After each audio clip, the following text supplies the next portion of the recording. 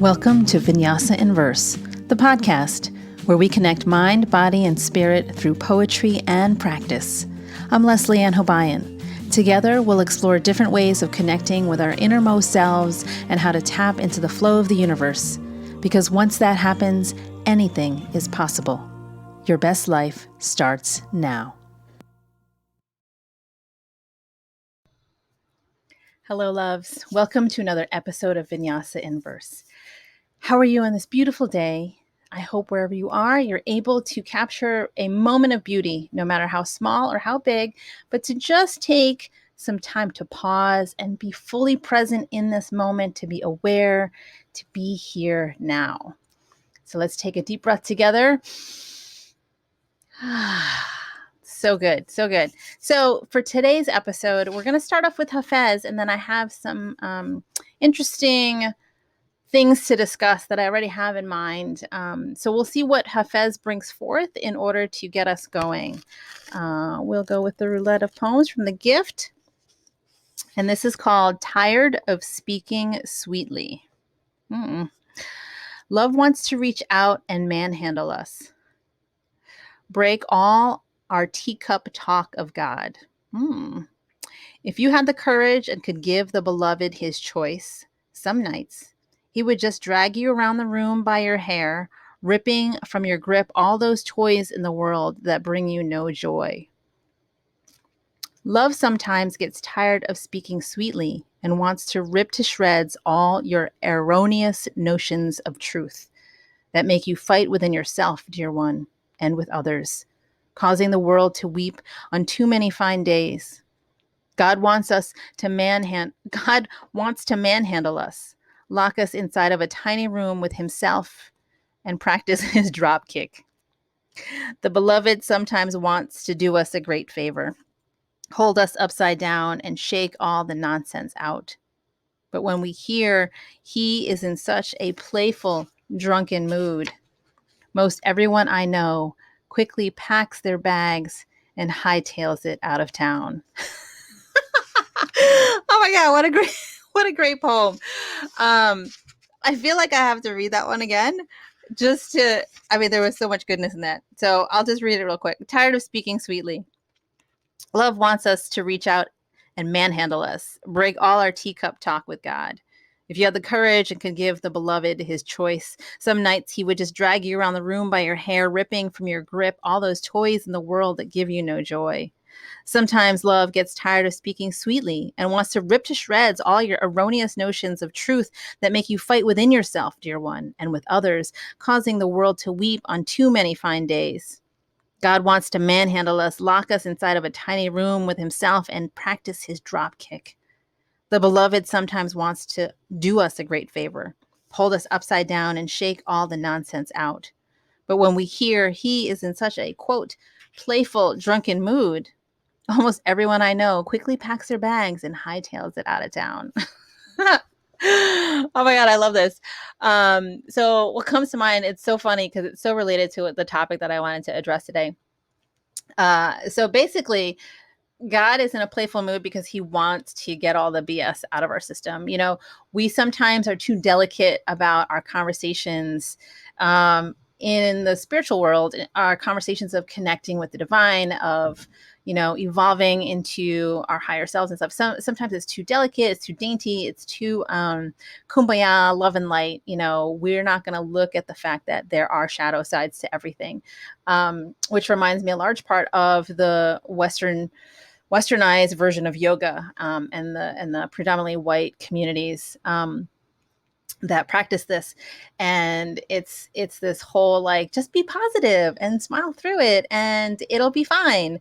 And the poem Hafez is saying, God sees that and decides he's going to shake that nonsense out of us so that we can really connect and be fully present in what our true selves are and what love really is, which is being friends with and accepting all the aspects, the good, the not so good. I don't like to call things bad because it's a judgment call. It's the things that are difficult, the shadow aspect. And when we talk about shadows, we really are referring to the parts of ourselves that we don't want to accept, that we reject the things that feel unappealing, unattractive, and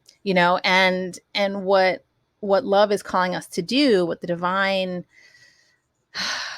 is calling us to do, is to embrace all of that, to become friends with every aspect of ourselves, to become whole, right? And so what is happening in this poem is that God is kind of playful. He'll just like corner us in a room and be like, all right, here comes your growth moment.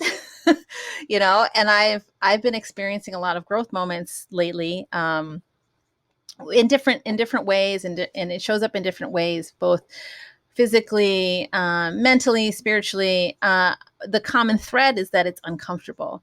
It's like sort of this restlessness, sort of a tenseness that you're like, oh, this doesn't feel good.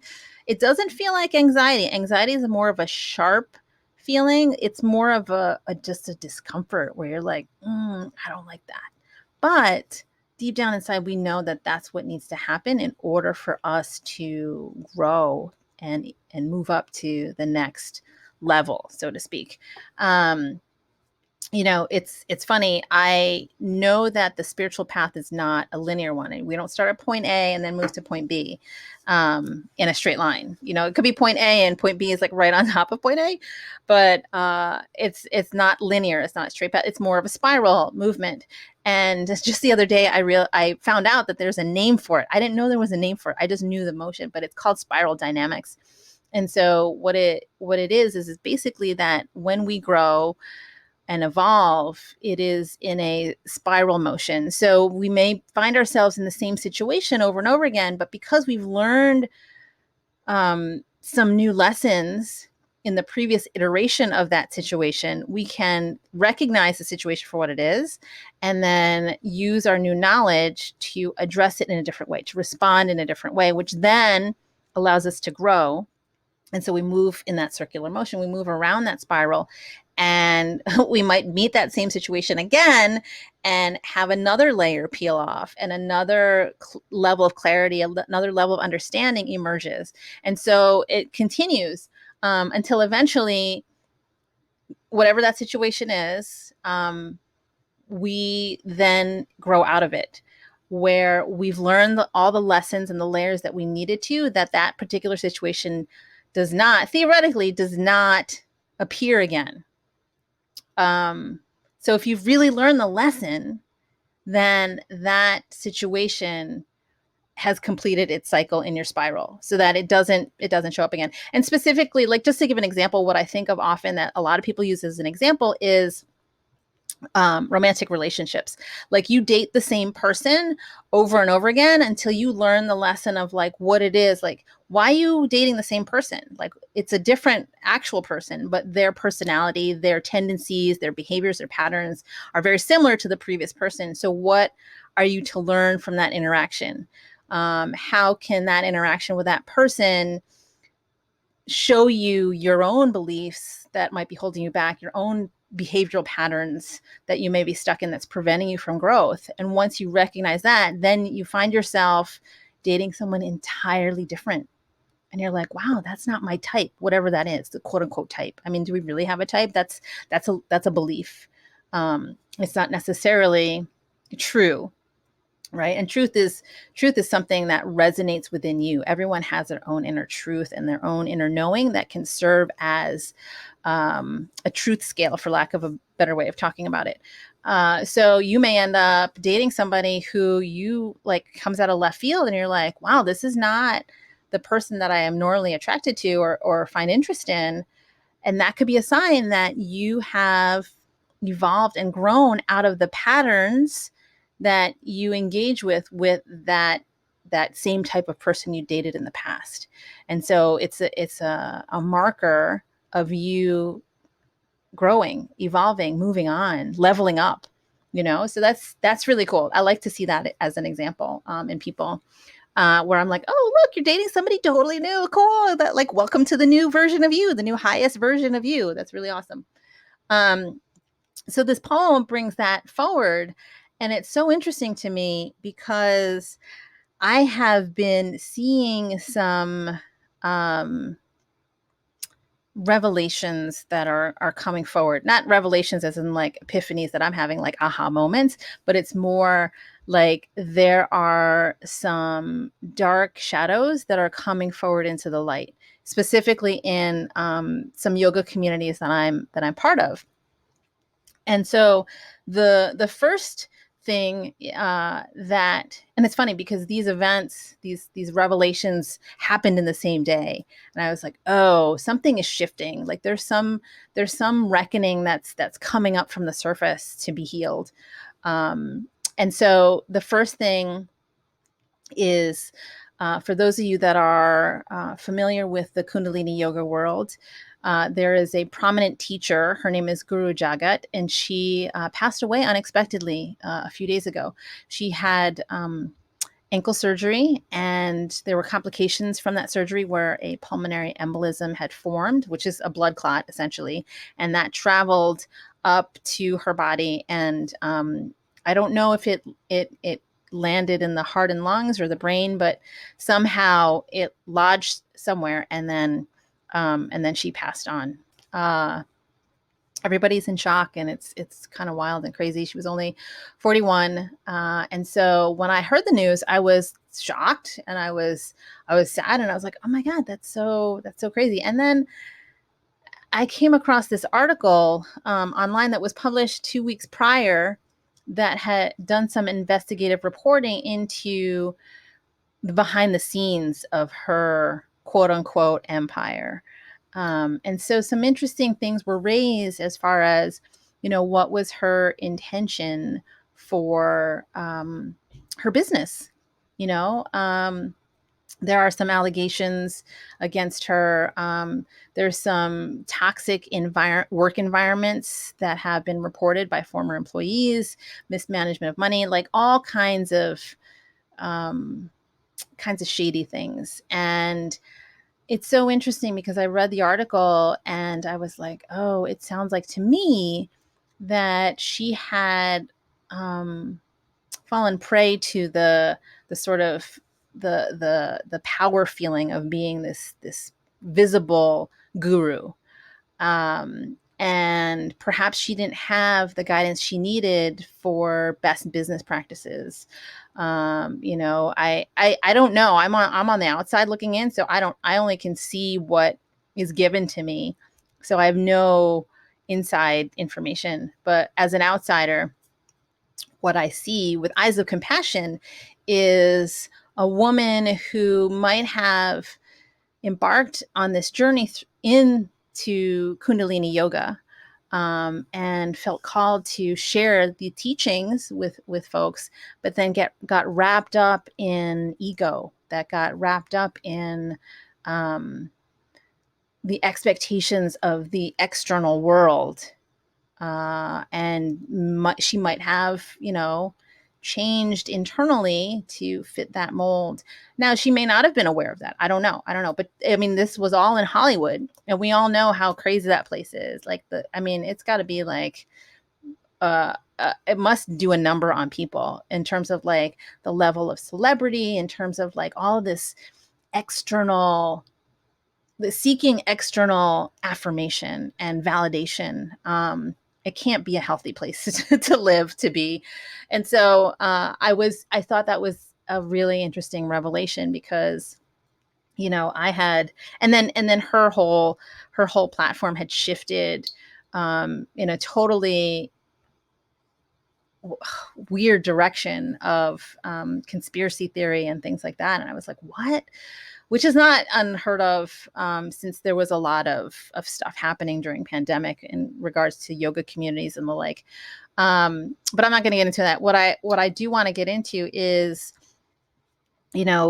she, I don't know. It's just to me, it feels like maybe she was a little girl that didn't get the proper guidance, and got guidance from somebody who was possibly, predatory. Um, but again, these are all speculations that I just see from the outside in with compassionate eyes, compassionate heart. And so finding these out, I was just like, oh, kind of bummed, but also asking myself these questions of, what do we do as students, like she was never one of my teachers, like formally. Like I followed her um, and watched some of her videos and got some benefits from those. But her teachings, the way in which she was teaching some of the teachings of Kundalini yoga, the philosophies, I didn't resonate with in terms of her delivery, her language, the way she was. Like she was, I was like, all right, cool, but there wasn't an energetic connection. So I was able to learn some teachings from her, but I didn't necessarily feel attached or involved. And I know a lot of folks are immersed in her community and feel a huge loss of her passing. And so I'd be curious to see, what their response is to this particular investigative article. And so I'm thinking about how much we as people, right? What I was saying is, we as people, as students, right, as seekers in the spiritual world, I'm curious about how we interact with teachers. I know that there are a lot of people out there. I had read, oh, no, I know. I had seen the film, The Wisdom of Trauma, which I'd like to talk about, but I don't know if that might be a separate episode. Well, it's a documentary featuring Gabor Mate, and it was so amazing, so insightful. The way in which he talked about these things, and it was content that I'm familiar with, but the way in which he presents it in that very matter of fact, plain speak, easily accessible, like talking to a regular person kind of way, was what I connected with most. So good, so amazing. But of course, I now just lost my train of thought. But I was thinking about, how vulnerable we are. So in that film, there's a statistic that he cites where about half of Americans are suffering from depression and anxiety, and a lot of that has to do with the stressful environment that our society has created. This overachieving, hustling kind of expectation. Like if you're going to make it here, you have to hustle. You have to work 24/7. There's no such thing as rest. If you rest, you're considered weak. If you do this, you're considered weak. Like there's all these things, right?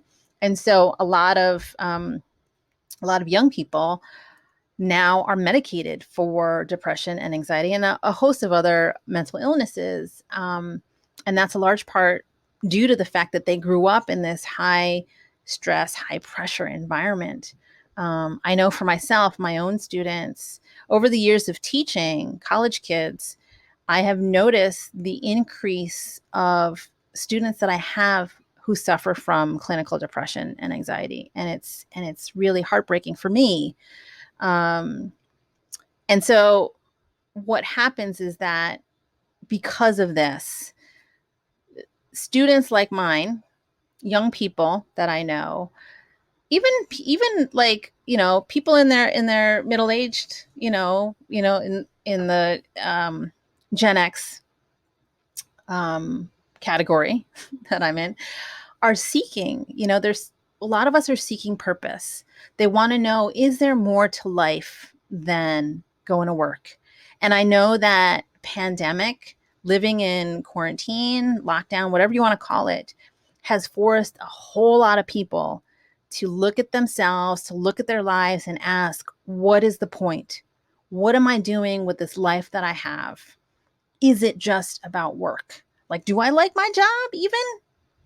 Do I like the work that I'm doing? If I love the work that I'm doing, cool, right? I'm in the right place. Awesome. But most people are not. Most people are working in a job because that was what they were told to do after college. They were like, graduate from high school, then go to college. I've talked about this on the podcast before, where we talk about the path, capital T, capital P, that's mapped out for you. You go to college, you get a job, find a partner, get married, keep working, have kids, keep working. They graduate from college, you keep working, you reach retirement age, then you start living your life. Then you start to travel or do whatever, you relax on the beach, whatever it is. If you make it that far, right? And who wants to like travel when you've got brittle bones, your arthritis is killing you, you know what I mean? Like why not do it now, for example? But so pandemic has caused a lot of us to do some inquiry, some deep inquiry, like what is my purpose in life? Like what, what am I doing? And so some folks are seeking that higher calling, and so they turn to yoga, they turn to meditation, they look to teachers that are popular, that are in the mainstream, that get the spotlight, whatever, who take we'll say the teachings of yoga philosophy and make them more accessible for the Western mind. Now, there's a risk in that, right?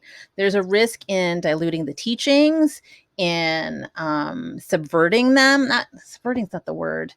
Watering them down, diluting them, appropriating them. We'll talk about a cultural appropriation, particularly in the predominantly white yoga community in the West. And when I say the West, I don't mean just the United States. I'm talking Europe and mostly white countries. So a lot of us are looking and seeking, right? And so we go to these teachers who seem great, who they're like popular. And you're like, well, if they're popular, I guess they're up to something good, right? And I'm not saying all popular, quote unquote, famous teachers in the yoga world, in the wellness and spiritual world are bad or to be like suspicious of. I'm not saying that, but it is about trying to tune in with who is working and living in integrity, right? And that's not always hard to see, especially when you are someone who is so desperate for purpose. You're so desperate for answers, and you're seeking. And so what happened with Guru Jagat is that a lot of women, especially, were looking for purpose. We're looking for something that you can't quite hold. And so they went and followed her. And, and she's great because she's a woman, she's a feminist, she's strong and powerful leader. That's the facade that we were seeing, right? I don't know what goes on behind scenes. Maybe she wasn't that. At the workplace, according to this one article, she was seen as not nice. She was mean. It was a toxic work environment. And so, the compassionate person in me can't help but see like a wounded inner child who's trying to be an adult but doesn't know how because she hasn't had the guidance, never was taught that, and so acted out in anger and lashed out. But anyway, these are just my takes on it. But what happens is these women who are vulnerable then get pulled in to devotion to a single person, which then evolves into something called a cult. I think the definition of a cult is that there is true devotion to one person as the leader who is put up on a pedestal and they could do no wrong, and that you are essentially brainwashed to not see anything outside of that community, to think that anything outside of that community is bad or threatens the community or whatever it is. And it's funny because Kundalini yoga in some circles has been viewed by some people as a cult, when really it's interesting because I guess it depends on who you ask, right? So Yogi Bhajan is the person who brought Kundalini yoga to the United States, and a lot of stuff has come out about him over the past year. So like, I think it was right before pandemic, maybe towards the end of 2019, early 2020, a lot of things emerged where he was accused of sexual abuse and manipulation, toxic environments, that kind of stuff. And I totally believe all of the victims who have come forward and survivors who have come forward to account for what had happened to them. But then there was all these other things about like, his teachings and all this other stuff. And so for me, it was so interesting to watch that unfold and how many people had invested their existence sounds really extreme, but their beingness, their practice around him, they had put him on this pedestal. And so I think that some folks have done this with Guru Jagat as well, putting both of them on this pedestal where they know it all. They have the access to the divine secrets of the universe. Um, Instead of saying, okay, here's some teachings, I'll take that for my own, and then I'll make my own journey. But when people are desperate and vulnerable and so in need of nurturing, they don't see it. They don't see it. And so this is what happens, or what happened. And so I'm thinking about, what can we do as seekers that can prevent us from falling into blind devotion and investment into another person. Because what it is, really, what you're seeking is to connect with yourself. Ultimately, the practice of meditation, spirituality, yoga, whether it's, yoga in terms of the asana, the physical practice, or yoga in chanting and any of those versions of practicing the lifestyle of yoga, the main goal is to get back to yourself, to get back to the divine light within you. That's why we say namaste, right? We want to be reminded that we have divine light within us. And there's too much external stuff that covers up that light. It's all these layers of conditioning and like wounds and trauma. And so the practice of yoga and meditation and spirituality is to start to peel away those layers, to start to really dig in and get connected back into that inner knowing, into your divine knowing, that divine light. And so it's hard when you're desperate for guidance. So one of the things to look out for, to start practice, is to trust yourself to guide yourself. I mean, we don't know what we don't know, right? And so we look to other teachers. We look to others who have been where we are and somehow made forward progress, or spiral upper level progress, right? And so we can look to them for examples. We can ask them questions, but ultimately it comes down to us. So we can ask ourselves, okay, that person did that. That's cool. Let me try it. Does that resonate with me? Does that feel good? I mean, one of the accusations in Guru Jagat's world was that she had told her employees, or the people in her inner circle, that they needed to practice Kundalini yoga every day, like whether it was a certain kriya or a specific meditation, whatever, you'd have to practice it every day, or you would lose all the progress that you made, right? Spiritually, or whatever it is in terms of evolution, which is not true, because you can't unknow what you already know. And lived experience is knowledge. So you can't unknow that. So there's no way you can move back and lose, quote unquote, lose the progress or the momentum. But that was the manipulation. It was, if you don't practice this, then like, if we're going to bring the old Catholic guilt and fear into this conversation, you don't practice this, you're going to hell, right? If you don't say your prayers every night, you're going to go to hell. If you don't practice this kriya, you're not going to evolve. Not true. But how can you know that, right? How can you know that? You can know that by tuning in with your inner knowing. Now, a lot of folks are like, I don't know how to get into connecting with my inner knowing. I don't know. What is my inner knowing? How do I know? Your body will tell you. Your body is like the most amazing communicator. And the problem is, we've numbed our bodies, that we've lost that connection. We've numbed our bodies to alcohol, to drugs, to overeating, to scrolling on social media. Like, that's what meditation does too. It gets us back in our bodies. So here's a little thing you can try. When you're not sure about what action to take, or if something is good for you or not, resonates with you or not, ask your body, and you'll get an answer. So for example, and when I say ask your body, yes or no questions. Ask yes or no questions, or you can make statements. So, for example, um, you can start by giving yourself a sort of baseline test, right? You say, my name is Leslieann. And then you feel how your body, does your body expand or does it contract? Because expansion, that feeling of opening, is a yes. Contracting or caving in on yourself is a no. Okay. So if I said, my name is Bob, which we know it's not, my body's going to get a little like, it's very subtle and it takes practice, but you can use that as a tool to get back in tune with your inner guidance, with your inner knowing.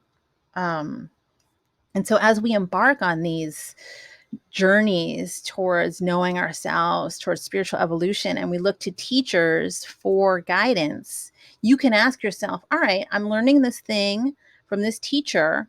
Instead of blindly accepting it because I'm so hungry, I'm so thirsty for knowledge, for guidance, for someone to tell me what to do, instead of doing that, let's pause, let's take a deep breath, let's step back and ask, okay, does this feel in alignment with me? Does this feel in integrity? Okay, let's ask my body. I'm thinking about that daily practice. In Kundalini yoga, it's very common, not required, just it's a common practice to commit to something for 40 days. So like a 40-day meditation, a 40-day kriya. In Kundalini yoga, kriyas are just sets of exercises that are designed for a certain energetic effect. Um, and I used to love doing them. I love the effect of the 40-day practice. And what I'm finding lately, at least for the physical kriyas, is that I'm not crazy about it anymore. Like I don't mind doing it, but I'm not as motivated as I used to be. So I'll do it for a week and then I'll test it out. All right, do I want to keep going? Sometimes it'll go for 2 weeks. But the 40-day thing is not in the cards as far as the physical practice of Kundalini yoga. Now, I've committed to 30-day practices for meditation or some breath work or something like that. What I find for me personally is that I need that variation. I need a variety. And so maybe down the road, I'll get back to the Kundalini. I still practice Kundalini yoga. It's just not the same Kriya over and over for 40 days. It's like I tune into my body. Okay, what do I need today? Let me go look up something that feels good. So we'll see. I feel like it just cycles through it, but I trust that process. So ultimately, it comes down to trust. Now, there's this other part that's related to the Guru Jagat thing and like looking at teachers, is that recently, same day, a yoga friend of mine from the Bhakti yoga community had called out our teacher for his racism and sexism. And I was like, oh, yes, thank you. Thank you.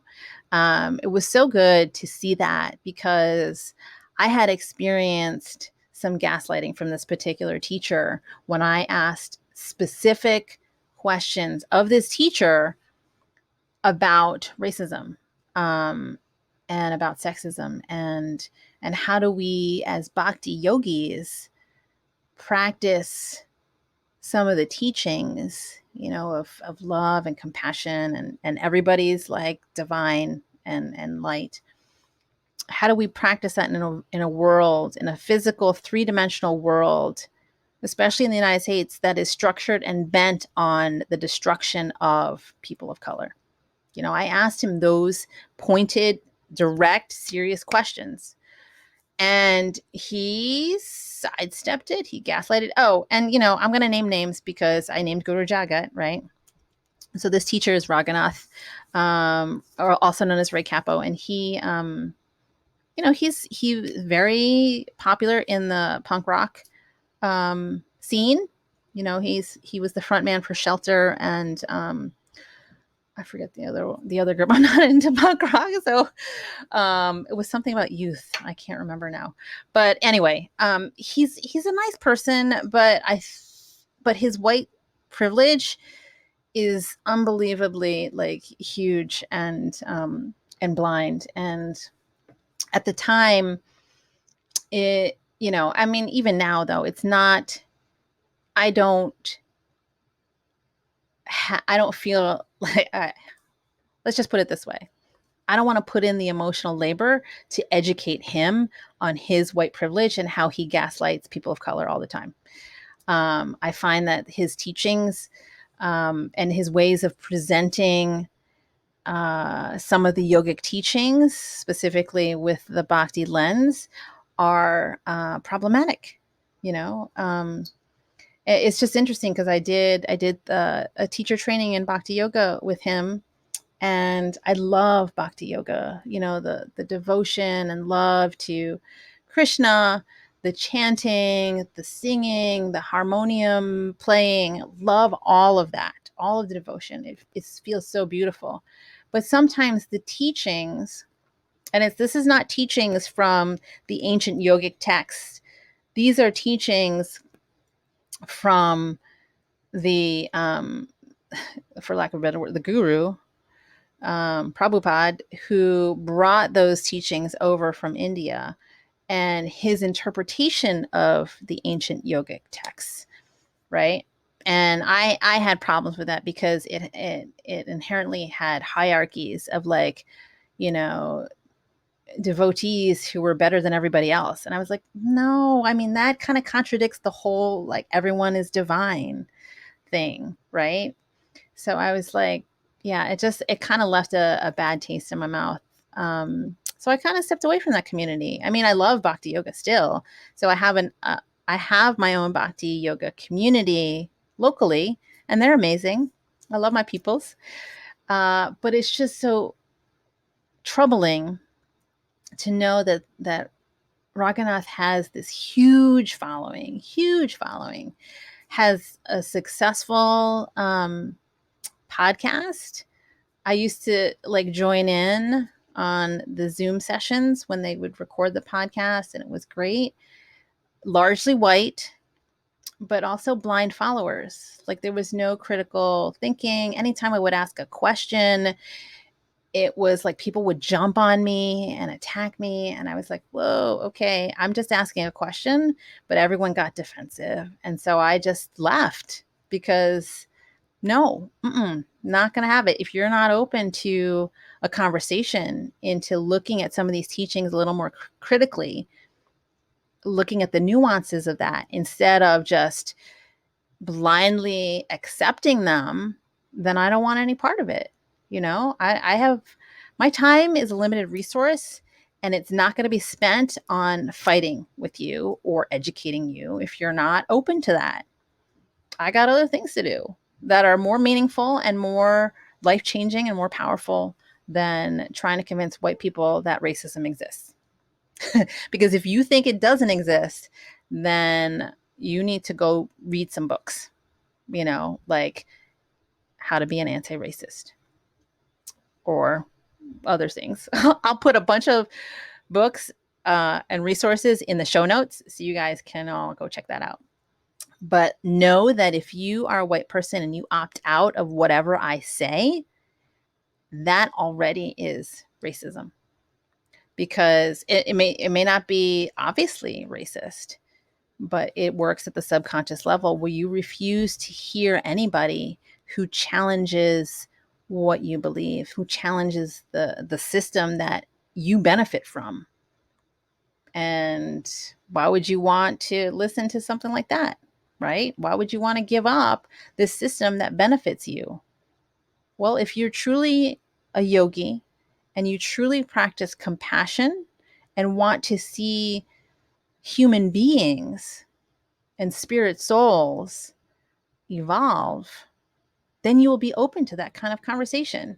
That's why there is such BS in the Western version of yoga, because there's nobody, no white person that I know of. I mean, maybe there's people out there. Well, actually, no, that's not true. I have one white friend who is trying to do the work at helping to dismantle systemic racism. But for the most part, I'm thinking more of the quote unquote celebrity yogi people, leaders and teachers and stuff.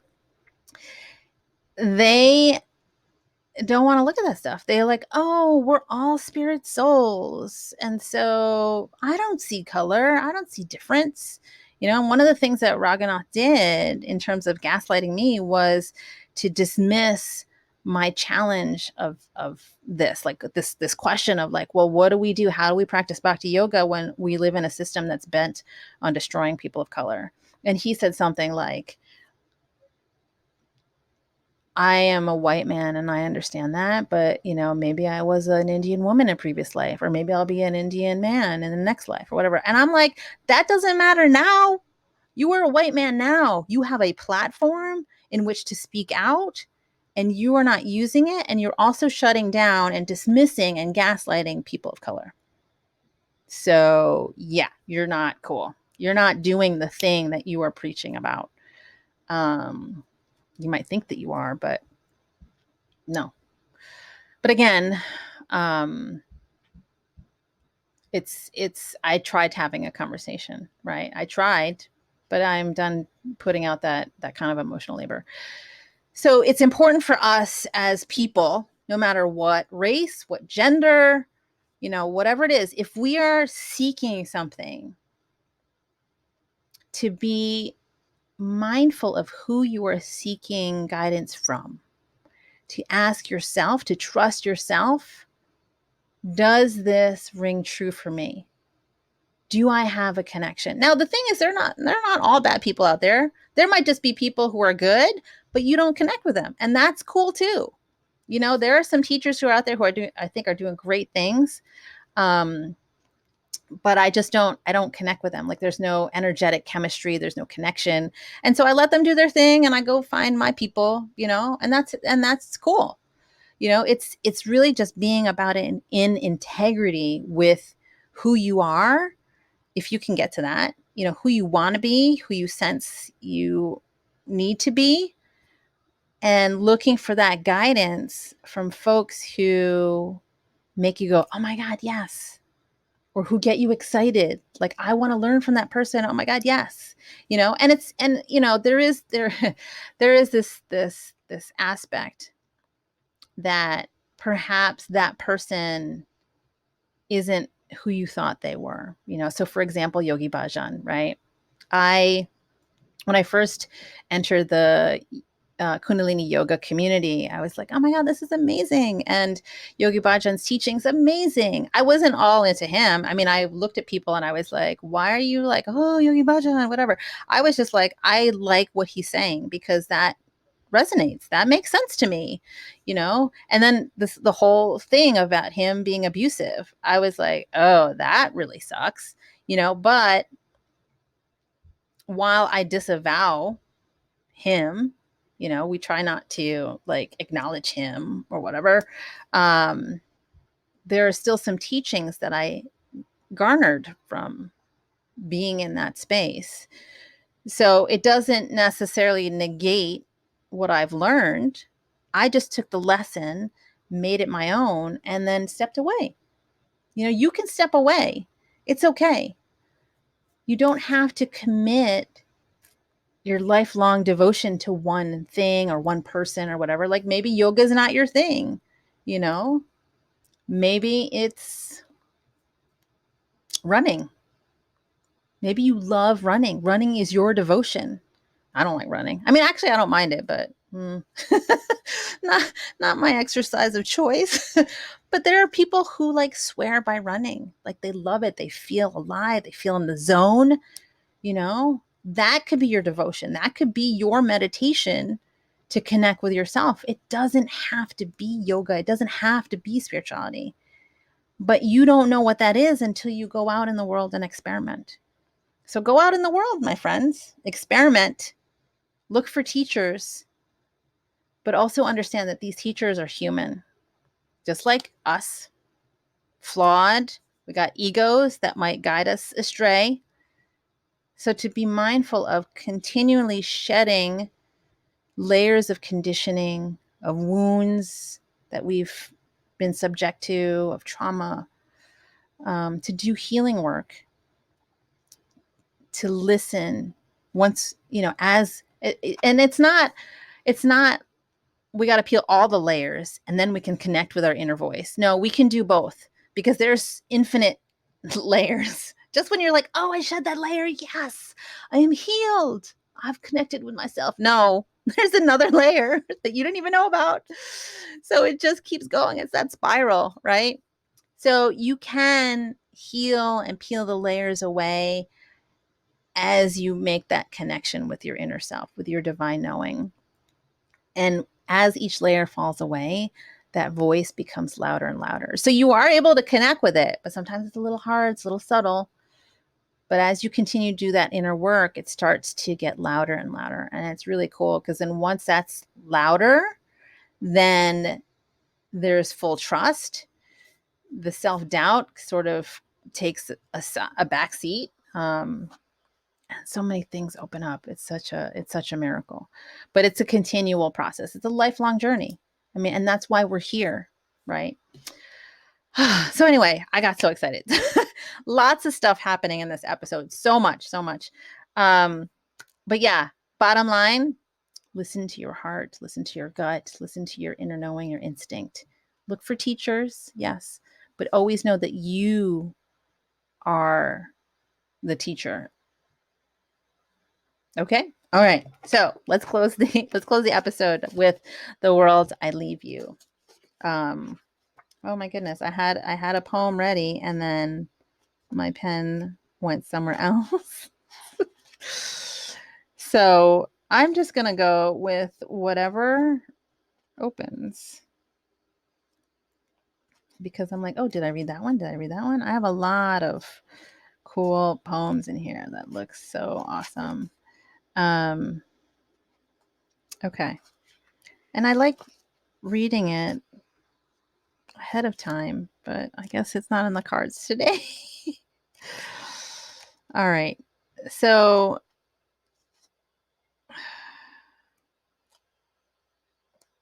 I know, here I am still like looking. Why can't I just trust it like the gift? Okay, here we go. This is a poem by Craig Santos Perez, the patron saint of bingo. For Grandma Perez, 1922 to 2018. Bingo is not indigenous to Guam. Yet here we are in the air-conditioned community center next to the village Catholic church. You set the bingo cards and ink daubers on the table. You sit in your wheelchair like an ancient sea turtle. This is your daily ritual, daily prayer. The last time I played bingo with you was 25 years ago when I was still a teenager and still lived on island. I remember when you won, you never shouted bingo too boastfully. When you lost, you merely said agupa. Tomorrow we'll feel lucky. Either way, you always smiled during bingo. Here, no one punishes you for speaking chamorro. Here, no war invades and occupies life. Here, no soldiers force you to bow to a distant emperor or pledge allegiance to a violent flag. Here, no nation steals our land. Here, you're safe to gossip and play. You watch the bingo balls turn in the wire cage like giant beads from a broken rosary. You turned 95 years old this year, making you the eldest manamako in this room. I no longer attend Mass, yet here I am praying to the patron saint of bingo to call forth your fateful combination of letters and numbers. I pray for you to win, not for the gambler's rush or the sin of money. I pray for you to win because you carry so much loss, having outlived Grandpa and most of your childhood friends. Suddenly, someone shouts, bingo. You sigh, put down the ink dauber, and sink back into the shell of your wheelchair. When's your flight, you ask? Agupa, Grandma, tomorrow. But today, I feel so lucky for this chance to play bingo with you one last time. Oh, my heart. Love. Oh, I love that. That was so good. And how bingo is a devotion, a prayer, a ritual. See? It could be anything, my friends. And on that note, we close our episode as we always do. The divine light in me bows to the divine light in you.